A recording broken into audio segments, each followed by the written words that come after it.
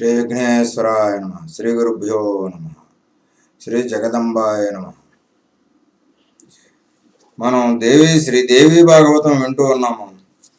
నారాయణం నమస్కృత్య నరం చైవ నరోత్తమం దేవీం సరస్వతీం వ్యాసం తతో జయముదీరయేతు. ముందు భాగంలో సుఖమహర్షి జన్మ వృత్తాంతము, తర్వాత మధుకైటవులతో విష్ణువు యుద్ధం చేయడము, వారిని సంహరించడము, తారాశశాంక వృత్తాంతము వింటూ ఉన్నాము. చంద్రుని చూచిన వెంటనే బృహస్పతి భార్య తారాదేవి చంద్రుడి మీద ఇచ్చతో చంద్రుడితో కలిపి ఉంటూ ఉంది. బృహస్పతి పిలిచిన చంద్రుడు పంపలేదు. తర్వాత ఇంద్రుడికి విషయం వివరించగా ఇంద్రుడు కూడా దూతను పంపించాడు. దానిని కూడా తిరస్కరించాడు చంద్రుడు. ఇంద్రుడు కోపోద్రికుడయ్యాడు. వెంటనే సైన్యాన్ని సమాయత్తపరిచాడు. ఇంతవరకు విన్నాము. ఈ వార్త రాక్షస గురువు శుక్రాచార్యుడికి తెలిసింది. అతడికి బృహస్పతిపై అనాదిగా ద్వేషం. చంద్రుడి దగ్గరికి పరిగెత్తాడు. ఎట్టి పరిస్థితుల్లోనూ తారను విడిచిపెట్టవద్దు. ఒకవేళ యుద్ధమే వస్తే నా మంత్రశక్తితో, అంటే నా మంత్రాంగంతో నీకు సహాయపడతానని మద్దతు ప్రకటించాడు. ఈ విషయం శంకరుడికి తెలిసింది. చంద్రుడికి బాసటగా నిలుస్తానన్నాడు. కట్టకడబడి ఆది దేవదానవ సంగ్రామంగా రూపుదాల్చింది. యుద్ధం ప్రారంభమైంది. తారకాసుర యుద్ధంలాగా సంవత్సరాలు సాగింది. బ్రహ్మదేవుడు పరిస్థితిని గమనించాడు. ఇరుపక్షాల వారిని శాంతింపజేయాలనుకున్నాడు. హంసారూఢుడే ఆకాశ మార్గాన వచ్చి రణస్థలిపై నిలిచాడు. చంద్ర, గురుపత్నిని విడిచిపెట్టు, లేదంటే విష్ణుమూర్తిని పిలిపించి నిన్ను మసి చేయిస్తాను, క్షయింపజేస్తాను. శుక్రాచార్య, ఏమిటి ఈ అన్యాయము? సావాస దోషం సంక్రమించినట్టుందే నీకు. బ్రహ్మదేవుడు గద్దెంపు వినగానే శుక్రుడు పరుగున చంద్రుని సమీపించాడు. బాబు చంద్ర, తారను బృహస్పతికి అప్పగించేసేయమని మీ తండ్రి అత్రి అభిప్రాయం కూడా. ఇప్పుడే నాకు కబురు పంపించాడు, అప్పగించేసేయి అన్నాడు. సరే అన్నాడు శశి. అప్పటికి గర్భవతిగా ఉన్న తారను తీసుకుని వచ్చి బృహస్పతికి అప్పగించాడు. అతడు సంతోషంగా స్వీకరించి ఇంటికి తీసుకువెళ్ళాడు. యుద్ధం ముగిసింది. దేవదానవులు ఎవరి ఇళ్లకు వాళ్ళు వెళ్ళిపోయారు. వీరించి బ్రహ్మలోకానికి, శంకరుడు కైలాసానికి నిష్క్రమించారు. కాలం గడిచింది. నెలలు నిండాయి. ఒక రోజున ఓ మంచి సుముహూర్తాన తారాదేవి ప్రసవించింది. చందమామ లాంటి మగబిడ్డ జన్మించాడు. బృహస్పతి సంబరపడ్డాడు. నిస్సంకోచంగా యథావిధిగా జాతకర్మలు జరిపించాడు. పుత్రుడు పుట్టాడని చంద్రుడికి తెలిసింది. దూతతో వర్తమానం పంపించాడు. బృహస్పతి, వీడు నీ కొడుకు కాదు, నాకు పుట్టినవాడు. జాతకర్మలను నువ్వెలా చేస్తావో శాస్త్ర ప్రకారం నేనే చెయ్యాలి. దూత చెప్పిన ఈ మాటలకు బృహస్పతి కణకణలాడాడు. మతి లేకపోతే సరి, వీడు నా కొడుకు, నా పొలికలే కనపడుతున్నాయి, సందేహం లేదు, పొమ్మన్నాడు. వివాదం చెలరేగింది. గాలివాన అయ్యింది. దేవదానవులు మళ్ళీ మోహరించారు. శాంతి కాముకుడైన చతుర్వదనుడు స్వయంగా మళ్ళీ వచ్చాడు. ఇరు వాగులను వారించాడు. తారను పిలిచి అడిగాడు, నీకు నిజం తెలుసు కదా, వీడు ఎవరి కొడుకో చెప్పమని అన్నాడు. తార సిగ్గుపడింది, తలదించుకుంది. క్రీగంట నేల చూపులు చూస్తూ సన్నని గొంతుకు మెల్లగా చెప్పింది, చంద్రుడి కొడుకేనంది. చందమామ ఎగిరి గంతేశాడు. పుత్రుడిని చంకన పెట్టుకుని వెళ్ళిపోయాడు. బుధుడు అని ముద్దుగా పేరు పెట్టుకున్నాడు. ఇది బుధోత్పత్తి కథ. కురుక్షేత్రంలో సోముడి వల్ల జన్మించాడు. ఊర్వశీ పురూరవుల వృత్తాంతము. శౌనకాది మహామునులారా, ఈ బుధుడికి ఇళ అనే స్త్రీతో సంగమం వల్ల మన ప్రస్తావనకు వచ్చిన పురూరవుడు జన్మించాడు. అతడు మహాదాత, యజ్ఞ విధాత. ఆ వృత్తాంతం చెబుతాను. అద్భుతావహంగా ఉంటుంది, వినండి. అనగానగా ఒక రాజు, అతడి పేరు సుద్యుమ్నుడు. అతడు ఒకరోజు గుర్రం ఎక్కి వేటకు వెళ్ళాడు. మంది మార్బలం వెంట వెళ్ళింది. రకరకాల మృగాలను చంపుతూ అరణ్యమంతా అతాకులోతనం చేశాడు. బాగా అలసిపోయాడు. అంతలో ఆ మేరుపర్వత సమీపంలో ఒక అందమైన ఉద్యానవనం కనపడింది.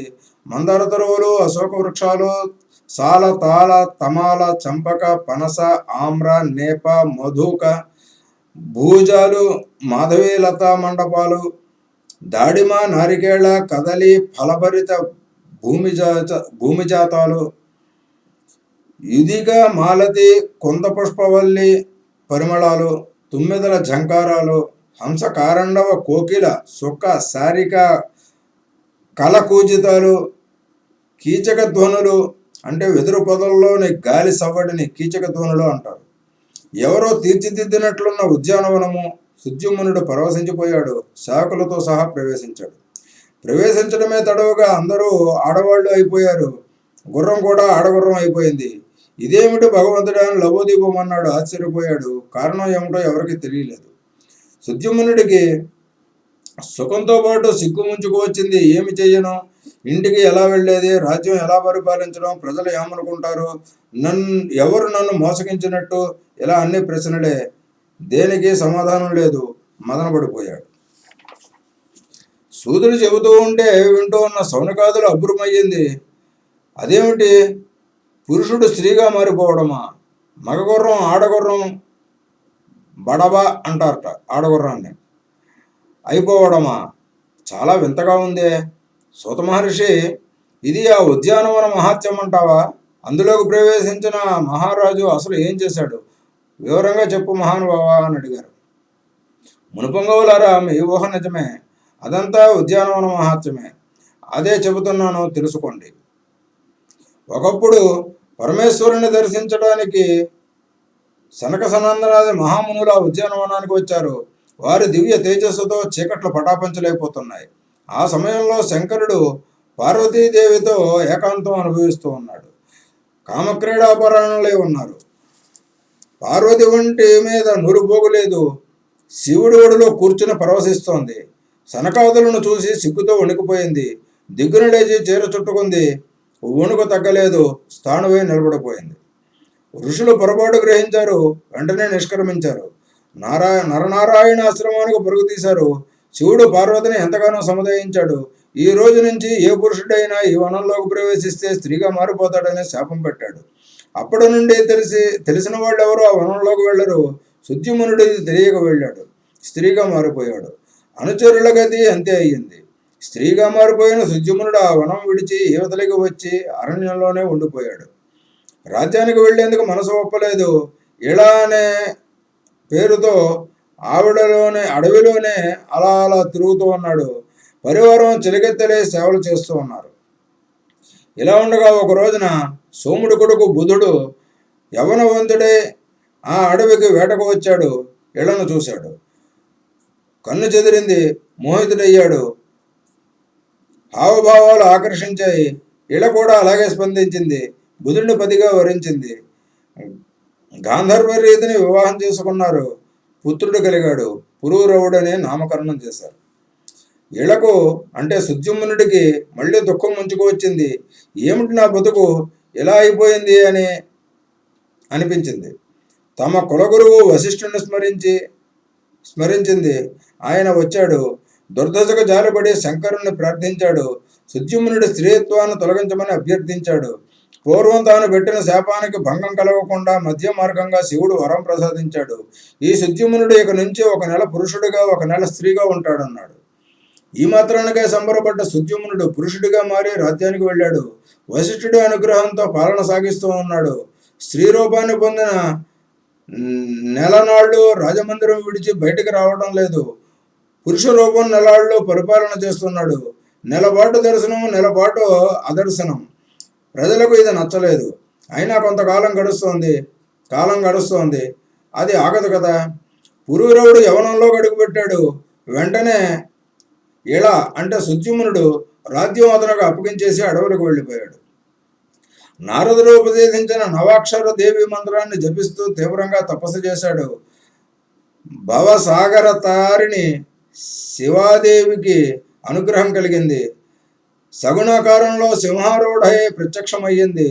వారిని మదమత్తగా ఘోర్ణ మాన నయనాలతో దివ్య రూపంలో భయద మనోహరంగా ఉంది. ఇక ఇళాదేవి దేవి స్థుతి చేస్తోంది. ఇళాదేవి అంటే సుజుమ్నుడు భక్తి ప్రపత్తులతో నమస్కరించి జగదంబను స్తుతించింది. దివ్యంచ దే భగవతి ప్రథితం స్వరూపం దృష్టం మయా సకలలోక హితానురూపం వందే త్వదంఘ్రికమలం సురసంఘసేవ్యం కామప్రదం జనని చాపి విముక్తిదంచ. జగన్మాత, త్రిమూర్తులు, దిక్పాలకులు, దేవతలు, మహర్షులు, మునీశ్వరులే నిన్ను తెలుసుకోలేక మోహ విభ్రాంతితో పడిపోతూ ఉంటే ఇక మానవ మాత్రుల మాట చెప్పాలా? సృష్టిలో కనిపించే ఐశ్వర్యం అంతా నువ్వే. లక్ష్మీదేవిగా విష్ణుమూర్తికి నీ సాత్విక రూపం మాత్రమే తెలుసు. సరస్వతిగా బ్రహ్మకు నీ రాజస్వరూపం మాత్రమే తెలుసు. పార్వతీదేవిగా శివుడికి నీ తామసీ రూపం మాత్రమే తెలుసు. కానీ నిర్గుణతత్వం ఎవరికీ తెలియదు. అమ్మా, ఇంత మందమతిని నేనెక్కడ?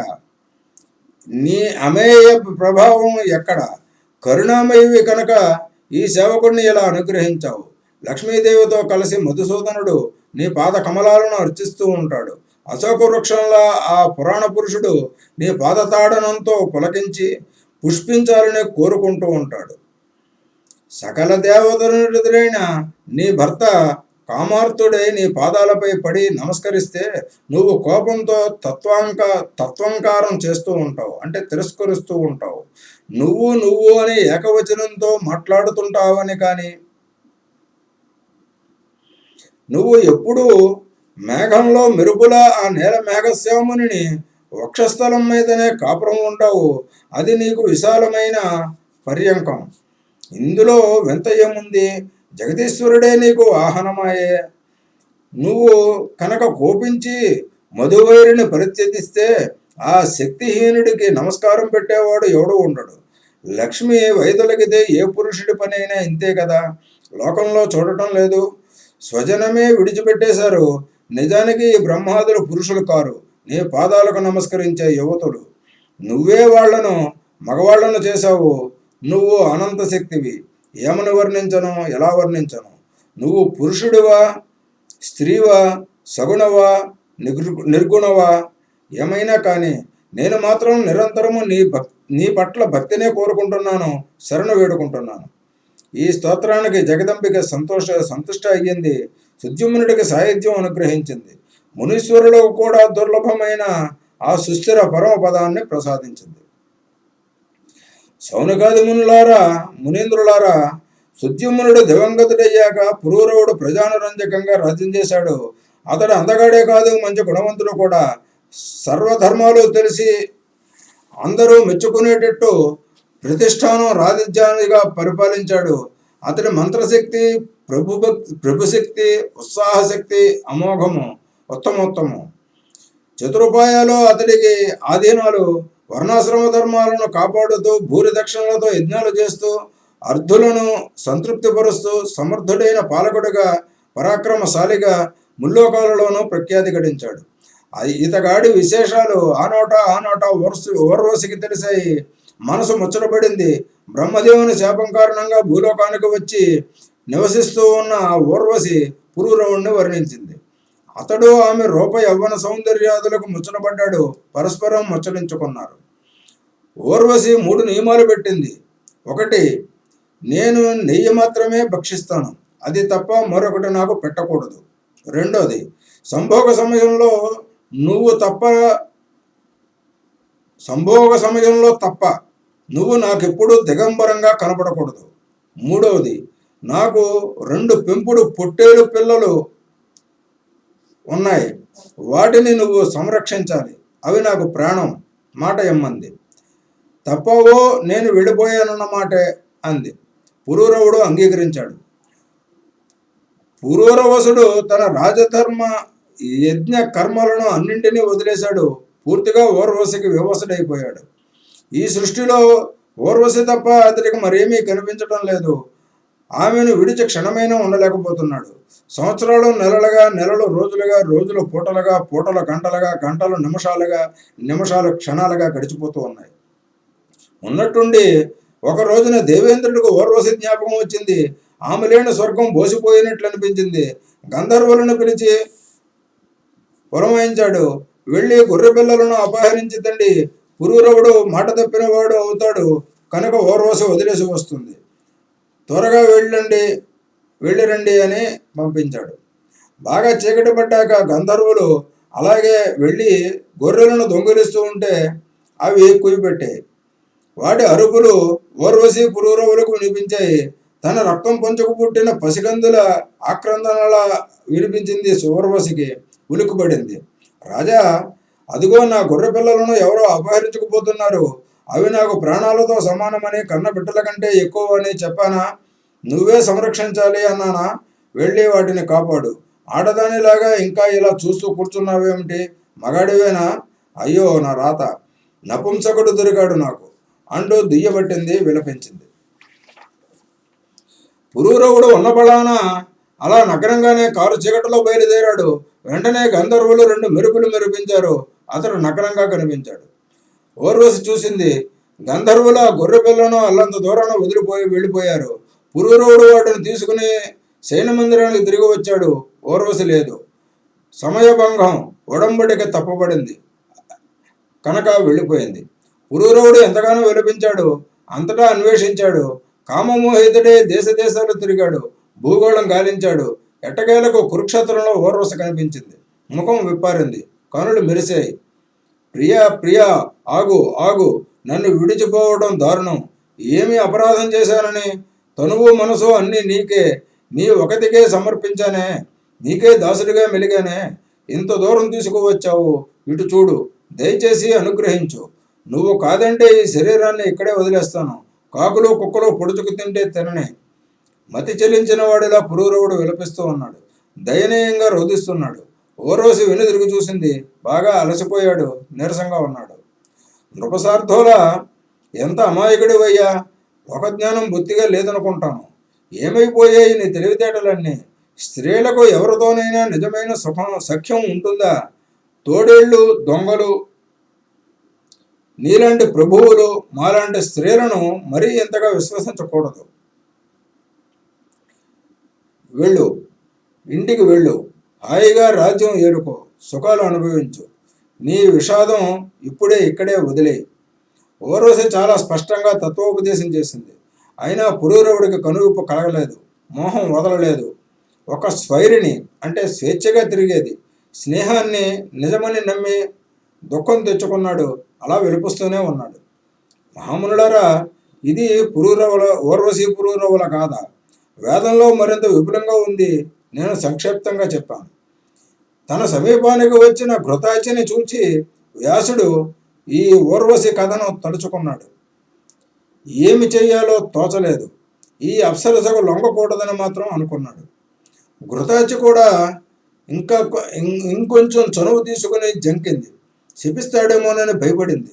చిలక రూపం ధరించింది. అటు ఇటు గెంతింది. మరింత అద్భుతంగా కనిపించింది. వ్యాసుడు మరింత కలవరపడ్డాడు. తనువంతా మన్మథ వివశం అయ్యింది. సర్వాంగాలు స్వాధీనం తప్పి తిరుగుబాటు చేస్తున్నట్టు అనిపించింది. అయినా గొప్ప ధైర్యంతో మనసు చెక్కబట్టుకున్నాడు. నిలువరించుకోలేకపోతున్నాడు. గుండె జారిపోతోంది. ఘృతాచి అంటోంది. అరణిలో అగ్నిమథనం జరుగుతోంది. వేగం పెరిగింది. వీర్యస్ఖలనం అయ్యింది. అరణిలో పడింది. చిలకడం కొనసాగింది. అరణి నుండి పుత్రుడు జన్మించాడు. ముమ్మూర్తుల వ్యాసుడే. హవ్యంతో భగ్గుమన్న యాగాగ్నిలాగా ఉన్నాడు.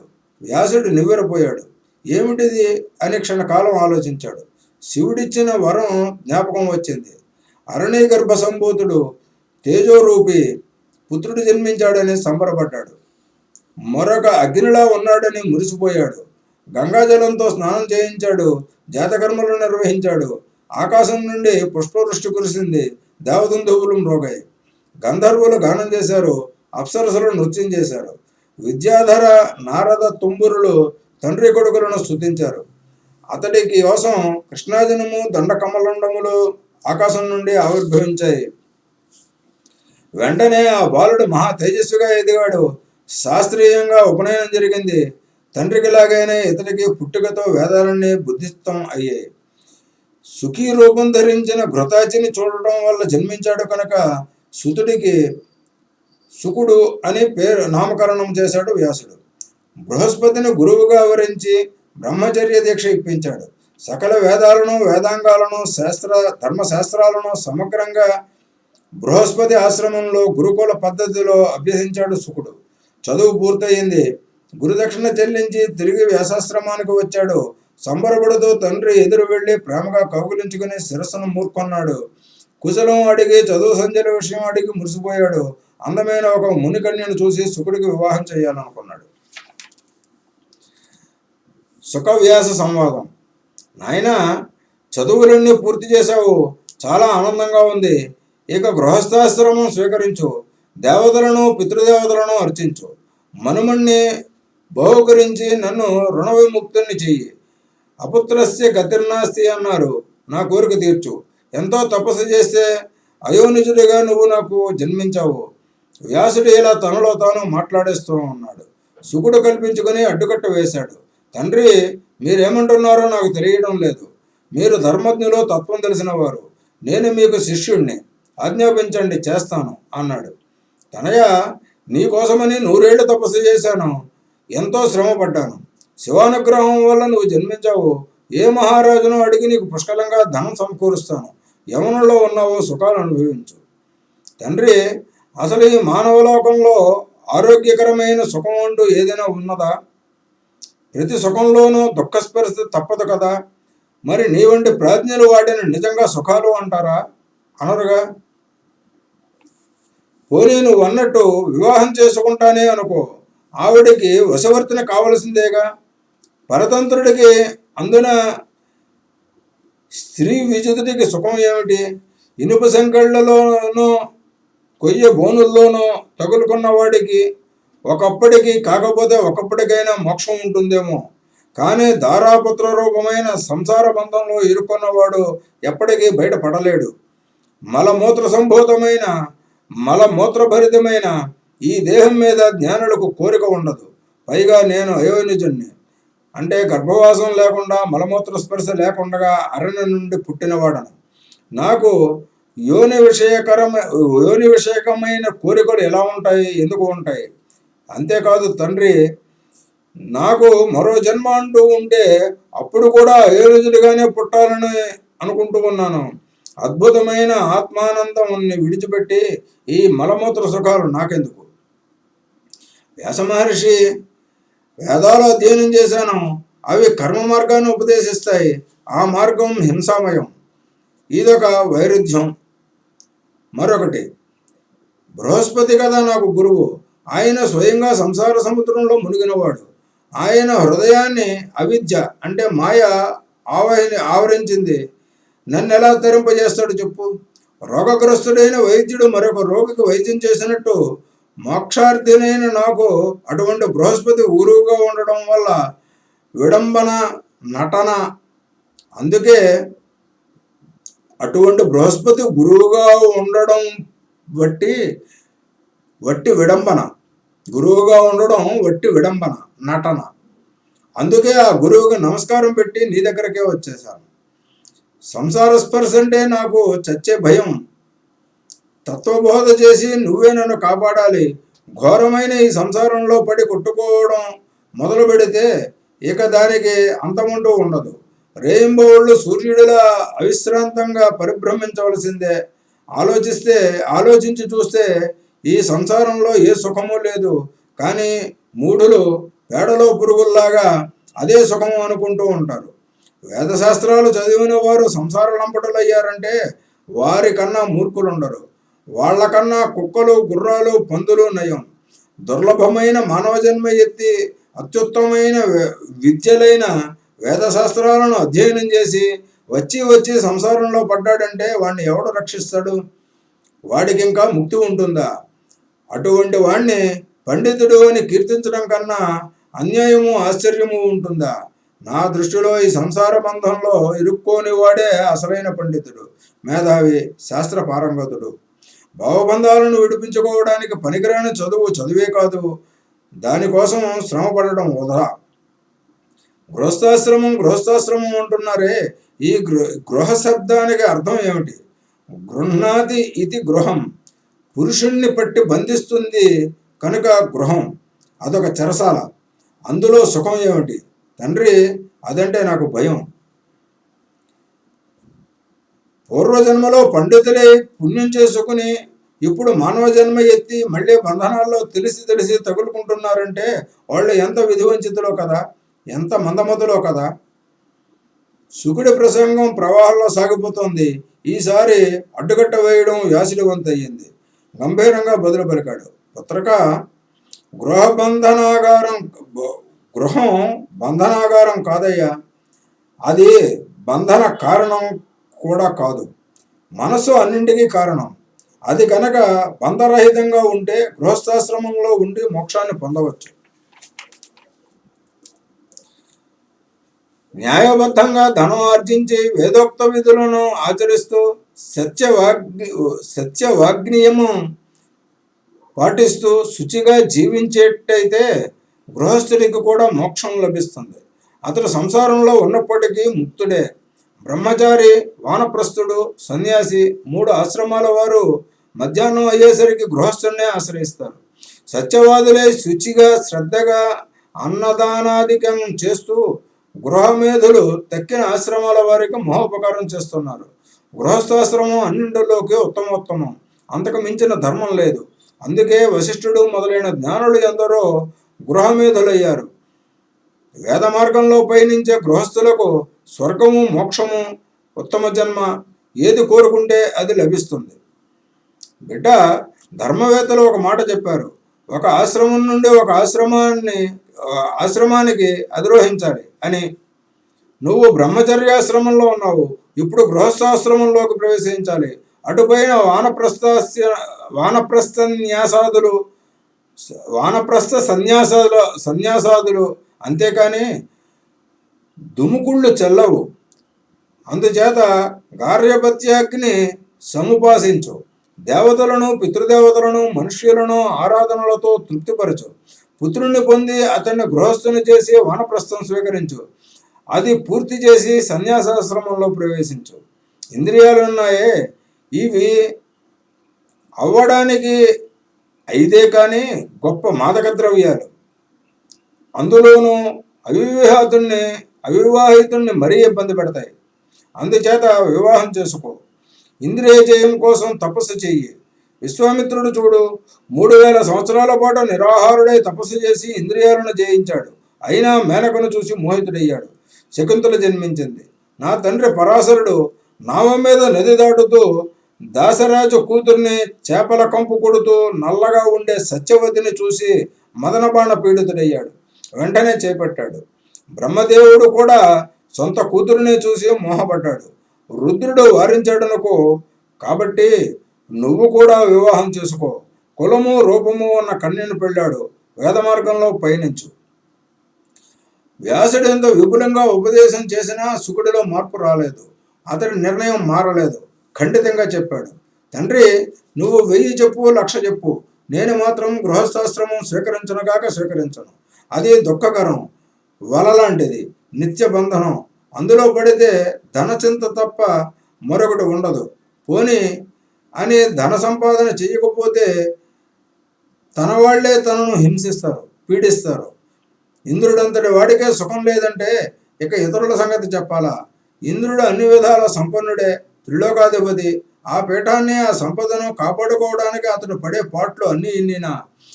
ఎవరు తపస్సు చేసుకుంటూ ఉన్నా అతడికి దుఃఖమే. ఎన్ని విఘ్నాలు కల్పిస్తాడో.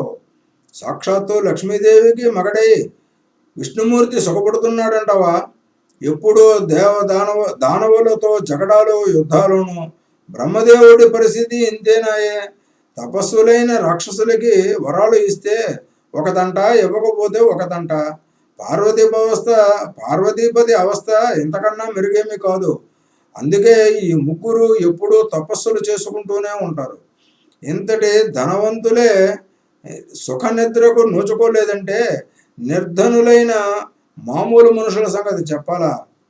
అన్నీ తెలిసి ఓ మహర్షి నన్ను, నీ కుమారుణ్ణి ఈ సంసారంలో కోపంలోకి దింపాలని చూస్తున్నావా? నీకు ఇది భావ్యమా? సంసారంలో సుఖాలు లేకపోగా అన్ని దుఃఖాలేనాయే.